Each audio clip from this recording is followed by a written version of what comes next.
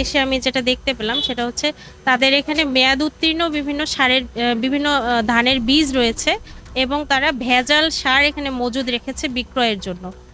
যার কারণে এটি মানে আমাদের সার ব্যবস্থাপনা আইন ২০০৬ অনুসারে এটি দণ্ডনীয় অপরাধ এবং ওই আইনের ১৭(১) ধারায় আমি তাদেরকে ৫০,০০০ টাকা অর্থদণ্ড করেছি এবং আমাদের এ ধরনের অভিযান অব্যাহত থাকবে, জনস্বার্থে অব্যাহত থাকবে। এখানে আমরা মোট ১৯টি ভেজাল সারের বস্তা এবং মোটামুটি ৬-৭টির মতো ধানের বীজের প্যাকেট পেয়েছি যেটি মেয়াদ উত্তীর্ণ। সেগুলো আমরা জব্দ তালিকা প্রস্তুত করে জব্দ করেছি এবং সেটি বিনষ্ট করা হবে।